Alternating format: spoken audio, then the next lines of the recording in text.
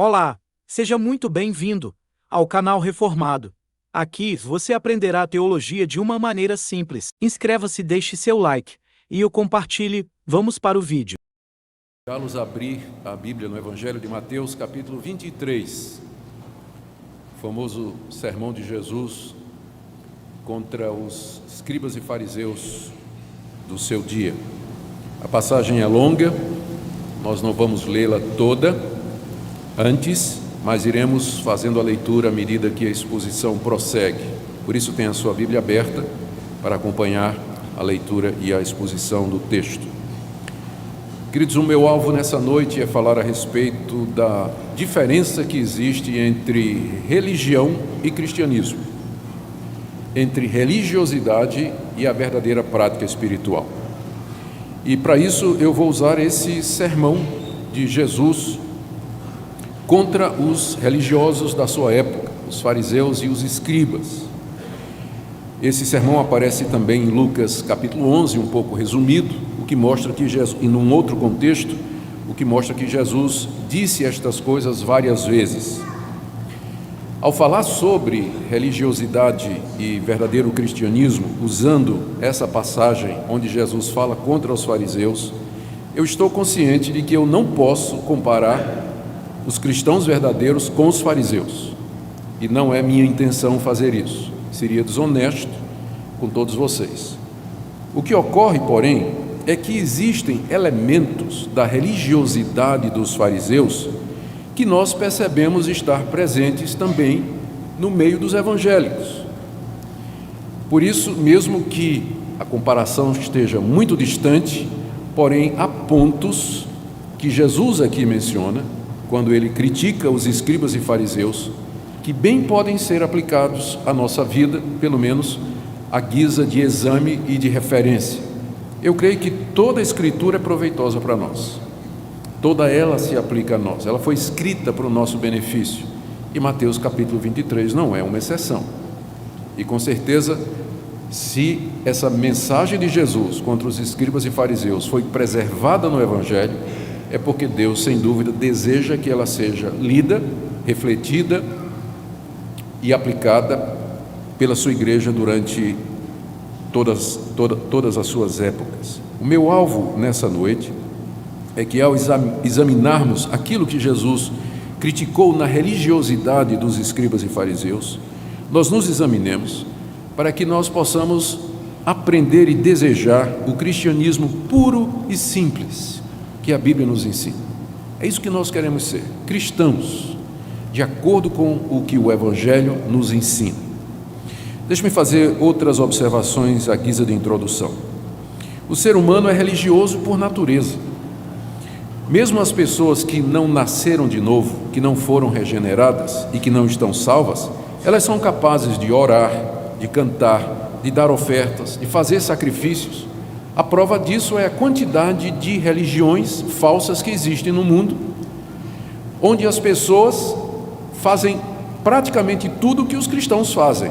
Elas vão aos seus cultos, elas têm grupos corais, elas têm pregadores e pastores, elas dão ofertas, elas fazem sacrifícios, elas vão de porta em porta distribuindo folhetos e espalhando aquilo que elas creem. Ou seja, a religião é algo que pertence ao ser humano, mesmo que ele não seja salvo. Um descrente pode ser religioso.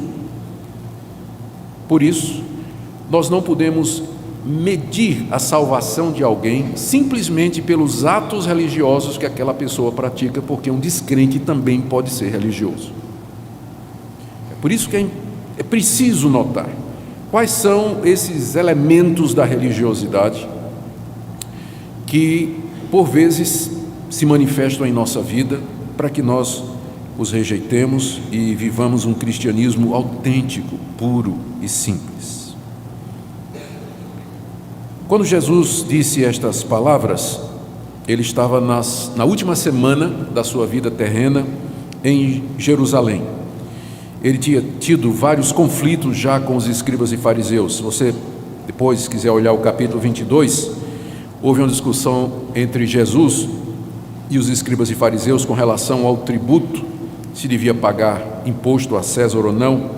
Depois houve uma discussão também a respeito da ressurreição, depois uma discussão sobre o que era o grande mandamento, depois uma discussão sobre quem era aquele Senhor que o rei Davi havia dito no Salmo: assenta-te, o Senhor, assenta-te à minha direita até que eu ponha os teus inimigos debaixo dos teus pés. Foi uma semana extremamente conturbada e Jesus estava envolvido em polêmicas e discussões diretas com os escribas e fariseus, que eram os líderes religiosos daquela época. E agora, no final, como que cansado de ver tanta cegueira, de ver tanta religiosidade e de tantos conceitos errados, Jesus então pronuncia esse sermão, que é considerado um dos sermões mais duros que ele jamais pronunciou, e que está aí no capítulo 23. É preciso lembrar que nem todos os fariseus eram assim, como Jesus está dizendo aqui. Havia fariseus, por exemplo, como Nicodemos. Havia fariseus como José de Arimateia, que esperavam o reino de Deus, que eram sinceros, que eram verdadeiros, tementes a Deus, tinham a fé verdadeira. Mas a grande liderança do farisaísmo daquela época era composta de pessoas extremamente religiosas, mas que não conheciam a Deus. De qualquer forma, eles praticavam a sua religião pensando que estavam fazendo o que era certo diante de Deus. O que Jesus censurou neles? E ao respondermos esta pergunta, nós estaremos então dando alguns dos elementos da religiosidade que nós queremos evitar. A primeira coisa que Jesus censurou neles foi a hipocrisia. Capítulo 23, de 1 a 3. Então falou Jesus às multidões e aos seus discípulos: na cadeira de Moisés se assentaram os escribas e os fariseus. Fazei e guardai, pois, tudo quanto eles vos disserem, porém não os imiteis nas suas obras, porque dizem e não fazem. Havia de fato uma cadeira literal na sinagoga, que era chamada a cadeira de Moisés, onde o fariseu e o escriba se sentava para ensinar ao povo todos os ditames da lei. Eles sabiam de cor o discurso ortodoxo, a ponto de Jesus dizer: o problema com eles não é o ensino deles, eles são ortodoxos, eles estão doutrinariamente corretos, o problema é que eles dizem estas coisas, mas eles não praticam. Eles não praticam. E aqui você tem o primeiro elemento da religiosidade. Um religioso é alguém que se preocupa com a exatidão, a precisão doutrinária, que as coisas corram de acordo com as normas, mas ele, na verdade, não vive aquilo que ele prega, não vive aquilo que ele ensina.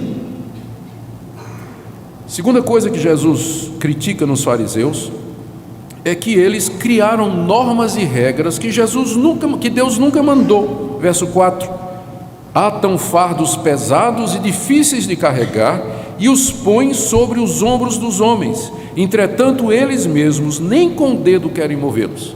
Não satisfeitos com a lei de Moisés, que já tem muitas normas e regras, os fariseus no período antes de Cristo, a partir do ano 200 e o ano 150, eles começaram a elaborar novas regras através dos rabinos. Então a lei de Moisés dizia que não se podia trabalhar no sábado, mas o que era trabalho? E aí os fariseus começaram a discutir: trabalho é você andar 1 quilômetro, se você andar 1 quilômetro é trabalho, não pode. Trabalho é você levantar 2 quilos, se levantar até 2 quilos você pode levantar, se levantar 3 é pecado. E aquilo que já era pesado, eles tornaram mais pesado ainda, criando normas que Deus nunca criou, impondo um fardo difícil sobre o povo de Deus. E eles não queriam mover esse fardo nem com o dedo. Esse é o segundo aspecto da religiosidade. Ela cria normas, ela cria regras que Deus nunca mandou. Um exemplo óbvio que me vem à mente, por exemplo, aquelas regras do tipo assim: não pode ir ao cinema, não pode cortar cabelo, não pode usar calça comprida, não pode usar barba. Há um legalismo no meio evangélico, em que as pessoas criam normas que Deus nunca mandou, e usam estas normas e põem sobre as pessoas que vivem carregadas debaixo de normas, regras e preceitos humanos que Deus nunca mandou. A religiosidade faz isso em nome de Deus. Terceira coisa que Jesus criticou nos fariseus é que eles buscavam a aprovação dos homens. Verso 5: Praticam, porém, todas as suas obras com o fim de serem vistos dos homens, pois alargam os seus filactérios e alongam as suas franjas. Filactérios eram caixinhas de couro com versículos da Bíblia que o judeu amarrava na mão e na testa, porque lá em Deuteronômio capítulo 6, verso 8, Moisés tinha dito: você vai pegar as palavras de Deus e vai guardá-las no coração, atas à tua mão, à tua cabeça.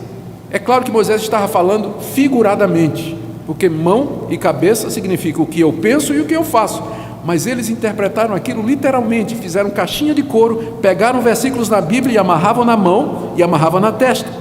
Só que o fariseu mandava fazer uma caixinha de couro desse tamanho, colocava na testa e na mão e saía andando pela rua, para que os homens olhassem e dissessem: oh, que homem religioso, né? Puxa, como ele é piedoso, que coisa, esse homem deve ser um santo, olha o tamanho do filactério dele. As franjas eram as borlas das vestes, que funcionavam como o rosário católico hoje, aquelas contas que a pessoa fica usando para contar as orações e os Pai Nosso que ela faz. Então os judeus tinham franjas que penduravam da sua roupa, que eles usavam também para contar as orações, só que o fariseu mandava encher de franja. Quando ele andava na rua com aquele filactério, né, e com as franjas, o pessoal dizia: puxa, que homem santo, né? Vou nem chegar perto porque vou ser fulminado por essa santidade. É isso que a religião faz. Ela busca agradar as pessoas, ela busca impressionar as pessoas. Um religioso, nos dias de hoje, é alguém que pratica o cristianismo, alguém que faz as coisas relacionadas com a vida cristã, simplesmente preocupado em aparecer aos homens, em agradar os homens, em ostentar a sua religiosidade. Não é difícil dar exemplos disso. A quarta coisa que Jesus condena aqui nos fariseus é a autoexaltação, do verso 6 a 12. Amam o primeiro lugar nos banquetes e as primeiras cadeiras nas sinagogas, as saudações nas praças e os serem chamados mestres pelos homens. Vós, porém, não sereis chamados mestres, porque um só é vosso mestre e vós todos sois irmãos. A ninguém sobre a terra chameis vosso Pai, porque só um é vosso Pai, aquele que está nos céus. Nem sereis chamados guias, porque um só é vosso guia, o Cristo. Mas o maior dentre vós será vosso servo.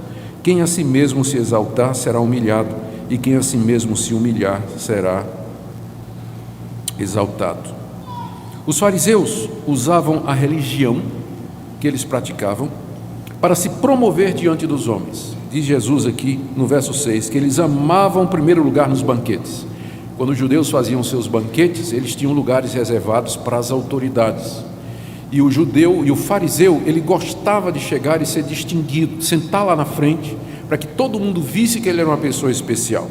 E na sinagoga também, quando não era na cadeira de Moisés, havia os primeiros lugares nas sinagogas, que eram bancos reservados para as pessoas especiais, e o fariseu fazia questão de sentar ali, para que todo mundo pensasse que ele era uma pessoa especial. Quando ele andava nas praças, ele gostava que as pessoas dissessem: reverendo, reverendo, como vai o senhor, reverendo? Doutor, como está o senhor? Então o fariseu, né, ele gostava daquilo ali. E gostava dos títulos, mestre, rabi. Ele apreciava aquelas coisas. Jesus disse: vocês não serão chamados de mestres. Ele não está proibindo esse título, mas ele está proibindo que a gente use esse título para bajular alguém, ou que alguém use para se autoglorificar. Um só é o vosso mestre, e todos vós sois irmãos. A ninguém sobre a terra chameis vosso Pai. É claro que o Senhor Jesus não está dizendo que eu não possa me referir ao meu progenitor como pai. O que ele está dizendo é que você não faça de alguém o seu pai, que você não use esse título para bajular alguém, ou que alguém se diga assim: eu sou o pai dessa ideia, eu sou o pai dessa igreja, eu sou o mestre dessa igreja. Que ninguém use esses títulos com esse objetivo, porque só tem um Pai, aquele que está nos céus. Da mesma forma, não sejam chamados de guias, porque um só é vosso guia, o Cristo. O maior dentre vós será vosso servo. Quer ser grande? Sirva.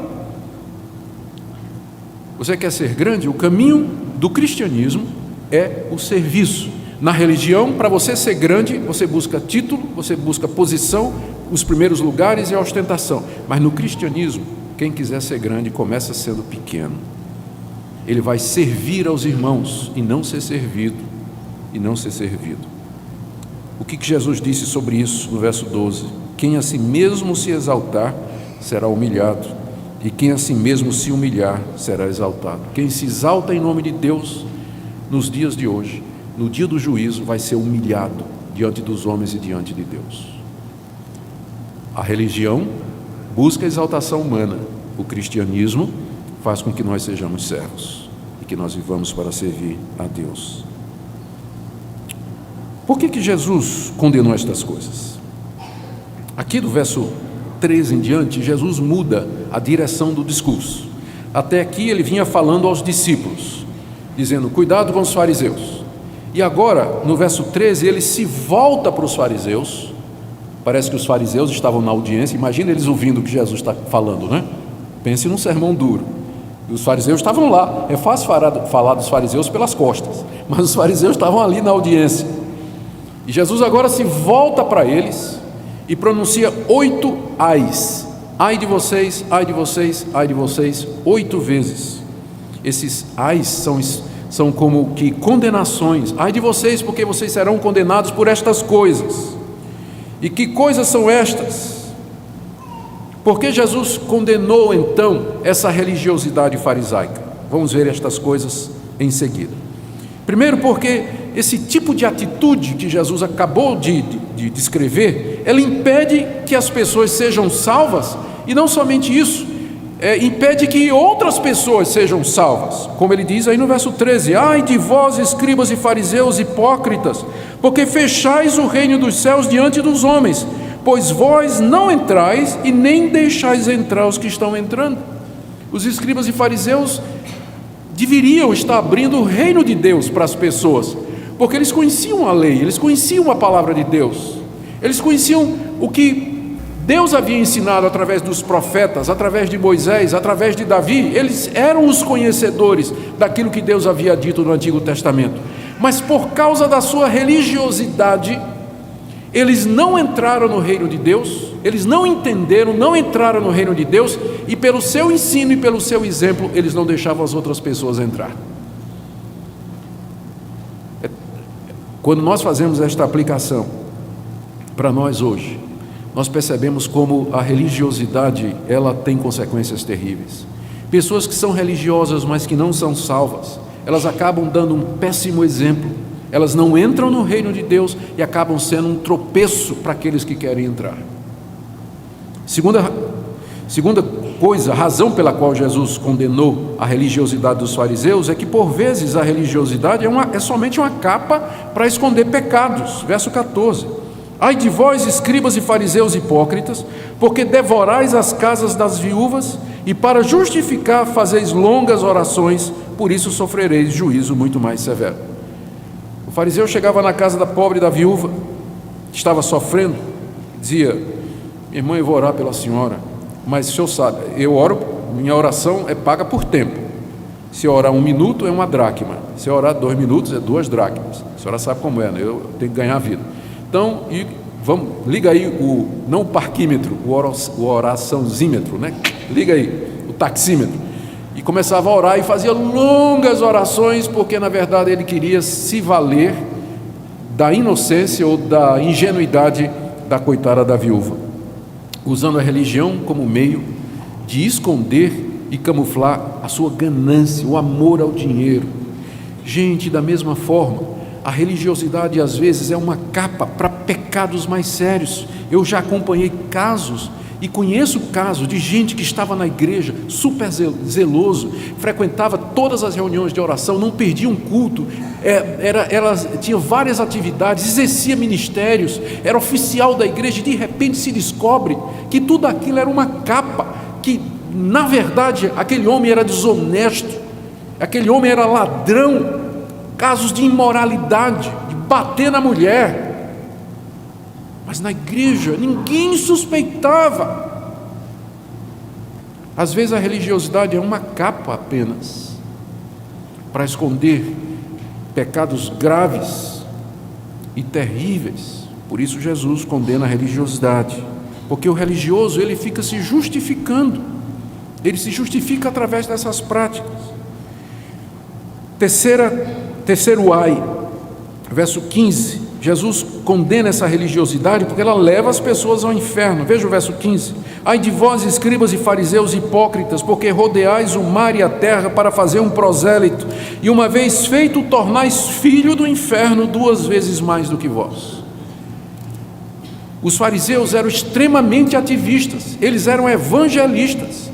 Eles saíam de porta em porta, eles saíam evangelizando, e eles queriam que quem não era judeu se tornasse judeu. Especialmente é isso que chamava de prosélito. O prosélito era um gentil, um não judeu, que tinha sido convertido ao judaísmo e tinha se circuncidado e passava agora a ser considerado como judeu. Os fariseus faziam qualquer esforço. Jesus diz aqui que eles rodeiam o mar e a terra, iam para qualquer lugar para conseguir adeptos, mas no final esses coitados eram 2 vezes filhos do inferno. Por isso que Jesus condenou os fariseus, porque a religiosidade leva as pessoas ao inferno. As pessoas que praticam aquilo que Deus não mandou, ou praticam aquilo que Deus mandou pelos motivos errados, elas podem parecer religiosas, elas podem enganar o seu coração com atos religiosos, e na verdade nunca nasceram de novo, nunca foram regeneradas, não conhecem a graça de Deus, nunca tiveram um encontro verdadeiro com Deus. Por isso que a religiosidade é tão perigosa e perniciosa e conduz para o inferno, porque a pessoa pensa que porque ela é religiosa, porque ela vai à igreja, porque ela dá dízimo, porque ela está no ministério, porque ela é pastor, porque é pregador, ela pensa que aquilo é uma evidência de que ela está salva. Pode não ser. Por isso Jesus adverte: ai de vocês, escribas e fariseus, porque vocês conduzem outras pessoas à condenação. A quarta razão pela qual Jesus condenou a religiosidade dos fariseus é porque a religiosidade, e presta atenção nisso aqui, gente, foca no que é secundário e acaba esquecendo o que é mais importante na vida cristã. Tem 2 ais aqui que tratam disso, eu vou ler os 2 em sequência. É do verso 16 ao 23. Ai de vós, guias cegos, que dizeis: quem jurar pelo santuário, isso é nada, mas se alguém jurar pelo ouro do santuário, fica obrigado pelo que jurou. Insensatos e cegos, qual é o maior, o ouro ou o santuário que santifica o ouro? E dizeis: quem jurar pelo altar, isso é nada, quem porém jurar pela oferta que está sobre o altar, fica obrigado pelo que jurou. Cegos, pois qual é o maior, a oferta ou o altar que santifica a oferta? Portanto, quem jurar pelo altar, jura por ele e por tudo que sobre ele está. Quem jurar pelo santuário, jura por ele e por aquele que nele habita. Quem jurar pelo céu, jura pelo trono de Deus e por aquele que no trono está sentado. Ai de vós, escribas e fariseus hipócritas, porque dais o dízimo da hortelã, do endro e do cominho, e tendes negligenciado os preceitos mais importantes da lei, a justiça, a misericórdia e a fé. Devíeis, porém, fazer estas coisas sem omitir aquelas. Guias cegos, que coais o mosquito e engolis o camelo. O que é que esses 2 ais têm em comum? É que em ambos os casos, o que Jesus está condenando aqui é que os fariseus, eles focavam nas coisas secundárias e miúdas e esqueciam o quadro maior, o que era mais importante. E é isso que o religioso faz. Ele está preocupado com as coisinhas pequenas, está preocupado com os detalhes, com arranjos aqui e acolá, e ele se esquece das grandes coisas, das grandes virtudes, dos pontos centrais do cristianismo. No caso dos fariseus, primeiro, a questão do juramento. Era comum jurar entre os judeus. Na verdade, a Bíblia não proíbe o juramento, ela proíbe o juramento falso. Em algumas ocasiões, como diz a nossa confissão de fé, o juramento é lícito. Mas os fariseus faziam disso uma coisa banal. Veja como é que se manifesta a religiosidade. Eles diziam assim: quem jurar pelo templo de Jerusalém, pelo santuário, isso não é nada, mas se você fizer um juramento pelo ouro que você traz, você fica devendo. Por que o judeu queria pegar a consciência de quem jurava pelo ouro? Porque eles ficavam com ouro. Aí dizia: se você jura pelo altar, não é nada, mas se você jurar pela oferta que você traz sobre o altar, você fica devedor. Por que eles faziam isso? Eles não estavam preocupados com a oferta da pessoa, no sentido de que a pessoa fosse aceita por Deus e perdoada por Deus. Ele estava de olho na oferta. E aí eles inventaram isso aí. E Jesus os repreende dizendo: cegos, quem é maior? O que é que santifica o ouro? É o templo. O que é que santifica a oferta? É o altar. Você jura pelo céu, você está jurando por Deus. Tudo leva a Deus. Será que vocês não percebem? Jesus diz para ele: vocês estão cegos, vocês estão torcendo a palavra de Deus e focando nas coisas secundárias por causa do interesse mesquinho de vocês. Mesma coisa no verso 23: vocês dão dízimo da hortelã, do endro e do cominho. Os fariseus tinham roça no quintal de casa, né? E eles davam 10% da alface, da tomate, do legume, do endro, do cominho. Era meticuloso, ele media direitinho, 10%, tinha que trazer para a igreja, 10%. Essa questão do líquido, do bruto, não interessa, era sempre pelo bruto, né? Vou dar tudo. Era meticuloso para dar aquilo. Mas ele, na hora, ele esquecia as coisas mais importantes da lei: a justiça, a misericórdia e a fé. Alguém pode estar tão preocupado com as coisas da igreja, da organização, do templo, do andamento dos serviços e aquela atividade toda, fazendo detalhezinho aqui, que a pessoa acaba se esquecendo que cristianismo não é isso.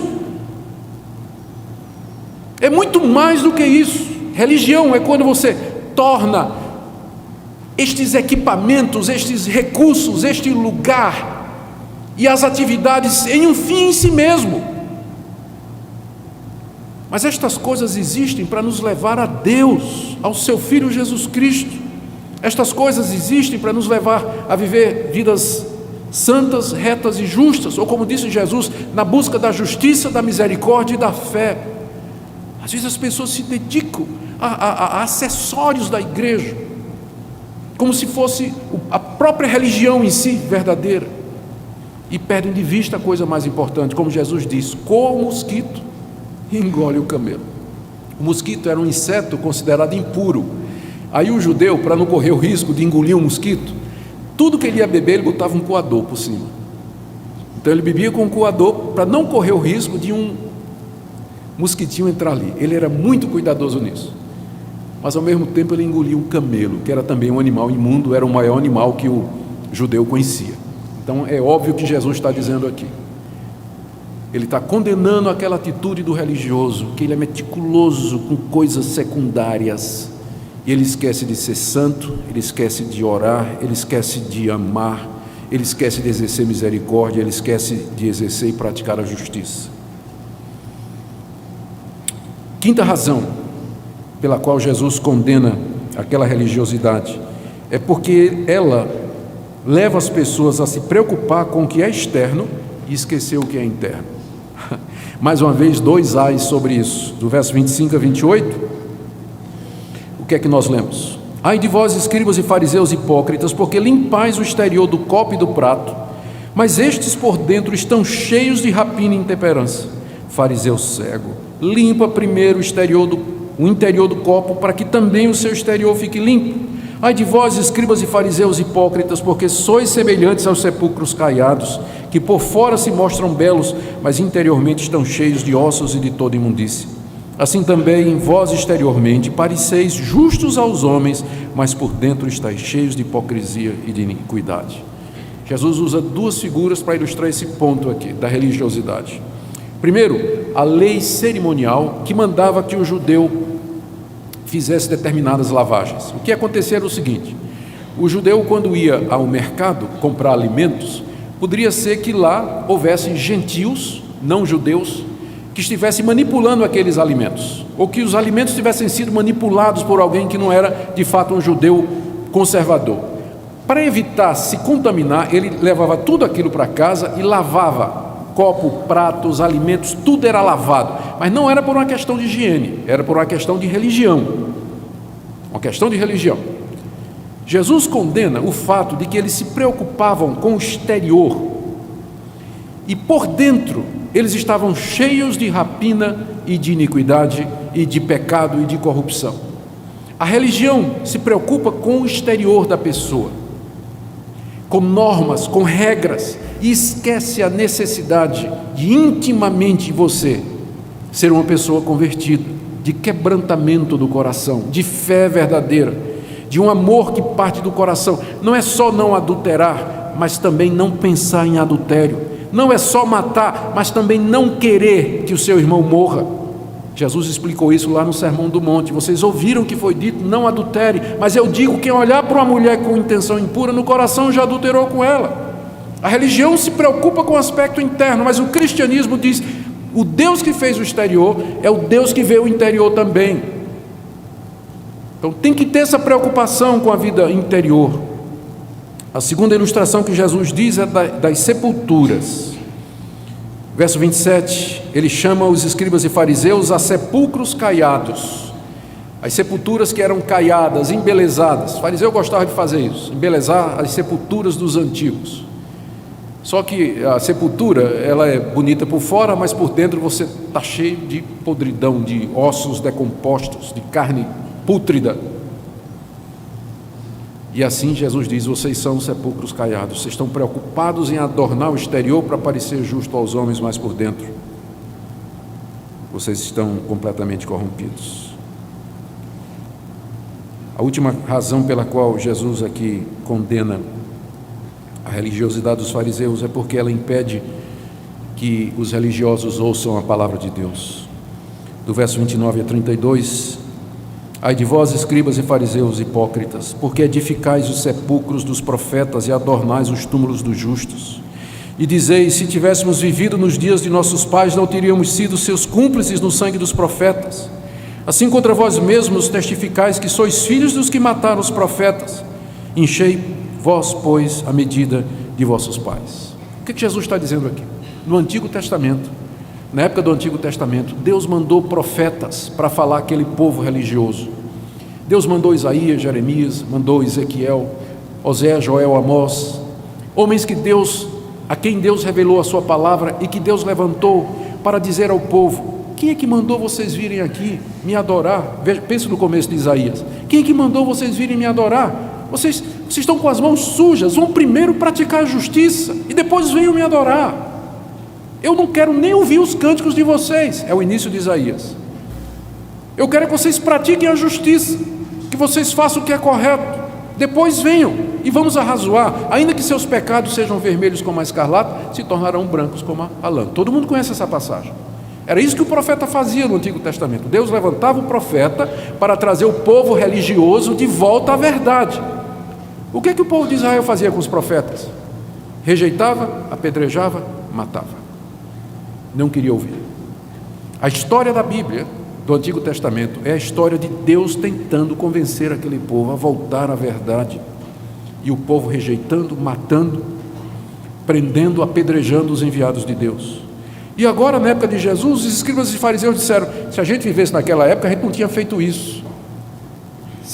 Nós somos melhores do que os nossos pais, porque se a gente tivesse vivido na época de Isaías, nós teríamos aceitado a palavra de Deus. Jesus disse, seus hipócritas, vocês estão prestes a me matar, vocês estão tramando planos para me matar, vocês estão urdindo aí a maneira como é que vocês vão me pegar e me matar, vocês estão enchendo, ele diz aqui, verso 32, vocês estão enchendo a medida dos vossos pais, vocês são iguais aos pais de vocês, zelosos pela tradição, mas não querem ouvir a palavra de Deus, zelosos pela antiguidade, o que os nossos pais fizeram, sempre fizeram, mas não querem ouvir a palavra de Deus. A religião é assim, ela é muito tradicionalista, ela apela sempre para o passado, mas não quer ouvir a palavra de Deus. E Jesus então termina condenando, do verso 33 ao verso 36, ele diz, vocês não vão escapar do inferno. 33, serpentes, raça de víboras, como escapareis da condenação do inferno? Verso 34 a 35, Jesus diz que eles vão continuar fazendo o que sempre fizeram. Eu vou enviar a vocês profetas, sábios e escribas, a uns matareis e crucificareis, como os pais fizeram no passado. A outros açoitareis nas vossas sinagogas e perseguireis de cidade em cidade. Foi isso exatamente que fizeram com Jesus e com seus discípulos. Para que sobre vós recaia todo o sangue justo derramado sobre a terra, desde o sangue do justo Abel até o sangue de Zacarias, filho de Baraquias, a quem mataste entre o santuário e o altar. Jesus está dizendo, isso vai acontecer para que a medida do pecado de vocês se encha e Deus derrame o juízo dele contra vocês. Verso 36, é verdade vos digo, que todas estas coisas hão de vir sobre a presente geração. E não deu outra coisa. 30 anos depois que Jesus disse estas palavras, 35 anos, os romanos cercaram Jerusalém. E depois de um cerco de 3 anos, entraram na cidade, mataram mais de 500 mil judeus, espalharam judeus por toda parte, destruíram o templo e a cidade, arrasaram o templo no seu fundamento, cumprindo a palavra de Jesus do juízo de Deus contra aquela geração. Queridos, como eu disse, eu seria desonesto nos comparar com os escribas e fariseus, mas presta atenção no que eu vou dizer. Você sabe que você está virando religioso quando você está mais preocupado com o arranjo de flores, o lugar do coral, a roupa do pastor, do que com a pregação. Você sabe que você está virando religioso quando você leva mais tempo se preparando diante do espelho, antes do culto, do que se preparando espiritualmente para participar do culto. Você sabe que está virando religioso quando você não consegue aturar os erros dos outros, contudo é muito tolerante com os seus e dos seus familiares. Você sabe que está virando religioso quando você participa de todas as atividades da igreja e não tem mais tempo para a sua família e para estar sós com Deus. Você sabe que está virando religioso quando você é zeloso para dar o dízimo e ofertas, mas trata mal seus empregados, não perdoa quem lhe ofende e não pratica misericórdia para com os pobres. Você sabe que você está virando religioso quando sua vida cristã gira em torno de elementos da igreja que, embora legítimos, eles não são essenciais. Eu corro esse risco, por exemplo, quando eu penso nesse púlpito, quando eu penso na pregação, quando eu penso no ministério pastoral, no título de reverendo, doutor. Eu peço a Deus que me livre destas coisas, porque eu não posso girar a minha vida cristã, o meu ministério em torno disso. Tem pessoas que fazem a vida girar em torno do coral. Coral é uma coisa importante? É. Mas faz parte da essência do cristianismo? Não, os primeiros cristãos não tinham coral. Coral surge depois, quando o cristianismo se torna uma religião reconhecida. Graças a Deus que hoje nós podemos ter coral. Que bênção é. Muitas pessoas fazem da escola dominical o tudo na vida. Escola dominical é importante? É. Mas é a essência do cristianismo? Não. Os primeiros cristãos não tinham escola dominical, eles se reuniam em casas. Escola dominical é uma invenção de 200 anos atrás nos Estados Unidos. Tem pessoas que fazem sua vida girar em torno das sociedades internas. Sociedades internas são importantes? São, mas fazem parte da essência do cristianismo? Não. Sociedades internas existem na Igreja Presbiteriana do Brasil. A Igreja Presbiteriana dos Estados Unidos não tem. Outras igrejas atendem os velhos, as senhoras e os moços de outra maneira. Vocês entendem o que eu quero dizer? Às vezes nós focamos nestas coisas que são acessórias, que são boas, que Deus nos deu para que nós edificássemos a igreja, mas a gente acaba focando nelas como se elas fossem o próprio cristianismo. E aí nós viramos religiosos. Eu quero terminar com o final do capítulo. Olha como termina o capítulo. Jesus lamentando, verso 37. O lamento de Jesus: Jerusalém, Jerusalém, que matas os profetas e apedrejas os que te foram enviados. Quantas vezes quis eu reunir os teus filhos como a galinha junta os seus pintinhos debaixo das asas, e vós não quisestes. Eis que a vossa casa vos ficará deserta. Eu declaro, pois, que desde agora já não me vereis, até que venhais a dizer: bendito que vem em nome do Senhor. Veja o que Jesus diz no verso 37. Quantas vezes quis eu reunir os teus filhos, como a galinha junta os seus pintinhos debaixo das asas, e vós não quisestes. Jesus está se referindo a todas as tentativas de Deus através da história de reunir o povo dele, o povo da antiga aliança, debaixo de si, para ter um relacionamento verdadeiro, pessoal, íntimo. Mas ele diz aqui que o povo não queria. A grande pergunta que nós queremos fazer nessa noite é essa: nós somos o povo de Deus hoje. Ele continua nos chamando para debaixo das suas asas. Ele quer ter um relacionamento verdadeiro, íntimo conosco. É isso que é o verdadeiro cristianismo. Mas a pergunta é: nós queremos isso? Porque Israel não queria. Israel não queria. Queremos viver para Deus, queremos deixar a religiosidade, queremos buscar a verdade, queremos ser mudados, queremos ser usados. Essa é a pergunta que Deus nos faz nessa noite. Queremos, desejamos, ansiamos por isso. Se nós não estivermos dispostos, se nós não quisermos, e se nós não nos prontificarmos, as coisas continuarão como sempre foram.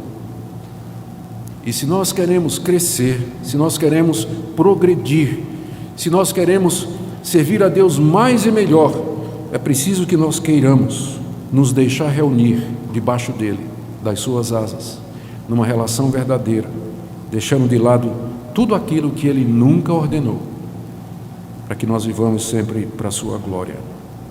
Amém. Ó Deus, nos livra da justiça própria, nos livra da religião carnal, nos livra, Senhor, dessa religiosidade que nos atrapalha de ver o que é essencial, nos ajuda a viver um cristianismo puro e simples, focado naquilo que Tua palavra nos diz, nos ajuda em todas as coisas, pois Tu és o nosso Deus, queremos viver para a Tua glória, em nome de Jesus.